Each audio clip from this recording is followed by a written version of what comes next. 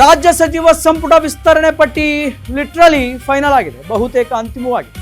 ಹೆಚ್ಚುವರಿ ಡಿಸಿಎಂ ಸ್ಥಾನಗಳ ಬೇಡಿಕೆಗೂ ಕೂಡ ಹೈಕಮಾಂಡ್ ಓಕೆ ಅಂತ ಹೇಳ್ತಾ ಗೊತ್ತಿಲ್ಲ. ರಾಜ್ಯ ನಾಯಕರ ಒತ್ತಡಕ್ಕೆ ಮಣಿದಂತಹ ಕಾಂಗ್ರೆಸ್ನ ಹೈಕಮಾಂಡ್ ಒಂದು ಲಿಂಗಾಯತ ಸಮುದಾಯಕ್ಕೆ ಮತ್ತೊಂದು OBCಗೆ ಡಿಸಿಎಂ ಸ್ಥಾನವನ್ನ ಕೊಡಬೇಕು ಅನ್ನುವಂತಹ ಚರ್ಚೆ ನಡೀತಾ. ಲಿಂಗಾಯತ ಕೋಟಾದಲ್ಲಿ MB ಪಾಟೀಲ್ ಇಲ್ಲ ಅಂತಂದ್ರೆ ಈಶ್ವರ್ ಖಂಡ್ರೆಗೆ ಚಾನ್ಸ್ ಇದೆ. ಇನ್ನು OBC ಕೋಟಾದಲ್ಲಿ ಸತೀಶ್ ಜಾರಕಿಹೊಳಿ ಇಲ್ಲ ಅಂತಂದ್ರೆ ಜಮೀರ್ ಅಹ್ಮದ್ಗೆ ಚಾನ್ಸ್ ಸಿಗುವಂತಹ ಸಾಧ್ಯತೆ ಇದೆ.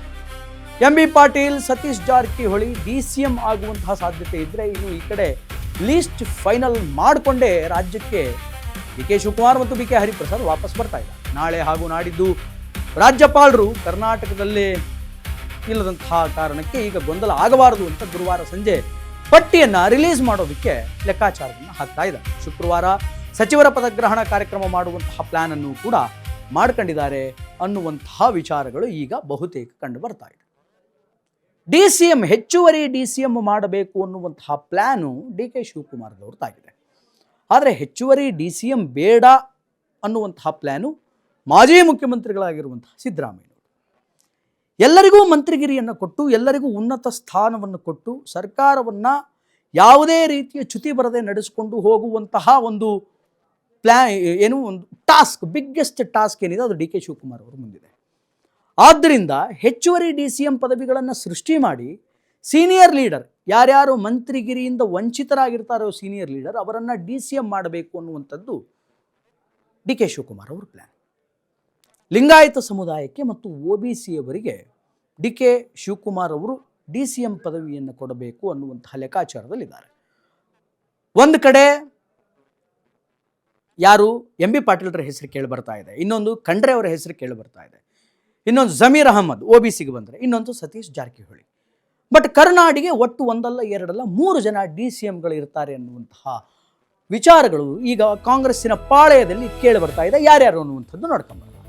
ಒಂದು ಕಡೆ ಡಾಕ್ಟರ್ G ಪರಮೇಶ್ವರ್ ದಲಿತರು ಹಾಲಿ DCM ಆದಂತು. ಇನ್ನು ಸತೀಶ್ ಜಾರಕಿಹೊಳಿ ST ಸಮುದಾಯಕ್ಕೆ ಸೇರಿದವರು, ವಾಲ್ಮೀಕಿ ಸಮುದಾಯಕ್ಕೆ ಸೇರಿದ ಅಹಿಂದ ನಾಯಕ. ಇನ್ನು ಲಿಂಗಾಯತರ ಕ್ಯಾಟಗರಿಯಲ್ಲಿ MB ಪಾಟೀಲ್ರು ಇದ್ದಾರೆ. ದಲಿತರು ಮತ್ತು ರೈಟ್ ನಾವು ದಲಿತ ಸಮುದಾಯದಿಂದ ಆಯ್ಕೆಯಾದಂಥವರು ರೈಟ್ ನಾವು ಹಾಲಿ DCM ಆಗಿರುವಂತಹ ಪರಮೇಶ್ವರ್ ಅವರಿದ್ದಾರೆ.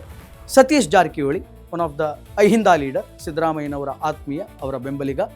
ಆ್ಯಂಡ್ ST ಸಮುದಾಯಕ್ಕೆ ಸೇರಿದಂಥವರು, ವಾಲ್ಮೀಕಿ ಸಮುದಾಯಕ್ಕೆ ಸೇರಿದಂಥವರು ಜಾರಕಿಹೊಳಿ ಇದ್ದಾರೆ. ಇನ್ನು ಲಿಂಗಾಯತ ಸಮುದಾಯದಿಂದ DCM ರೇಸಲ್ಲಿ MB ಪಾಟೀಲ್ ಇದ್ದಾರೆ.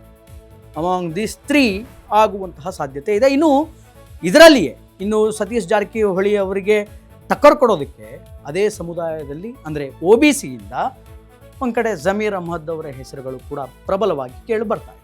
ಇನ್ನು ಲಿಂಗಾಯತರಲ್ಲಿ MB ಪಾಟೀಲ್ರವರನ್ನ ಹೊರತುಪಡಿಸಿ ಮತ್ತಾರಾದರೂ DCM ಆಗ್ತಾರೇನೋ ಕಾಂಗ್ರೆಸ್ಸಿನಿಂದ ಅಂತಂದರೆ ದಟ್ ಈಸ್ ಈಶ್ವರ್ ಖಂಡ್ರೆ. ಈಶ್ವರ್ ಖಂಡ್ರೆ ಅವರ ಹೆಸರು ಕೂಡ ಅಷ್ಟೇ ಪ್ರಬಲವಾಗಿ ಕೇಳಿ ಬರ್ತಾ ಇದೆ. ಆ್ಯಂಡ್ ಲಿಂಗಾಯತ ಸಮುದಾಯದ ನಾಯಕರಿಗೆ ಕಾಂಗ್ರೆಸ್ಸಿನಲ್ಲಿ ಕೊರತೆ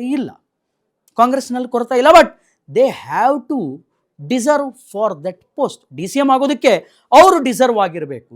ಅಂಥವರಿಗೆ DCM ಪೋಸ್ಟನ್ನು ಕೊಡೋದಕ್ಕೆ ಸಾಧ್ಯ. ಬಟ್ ಈಗ DCM ಪೋಸ್ಟ್ ಕೊಡೋದಕ್ಕೆ ಲಿಟ್ರಲಿ ರಾಹುಲ್ ಗಾಂಧಿ ಅಸ್ತು ಅಂದಿದ್ದಾರೆ ಅನ್ನುವಂತಹ ವಿಚಾರಗಳು ಕೇಳಿ ಬರ್ತಾ ಇದೆ.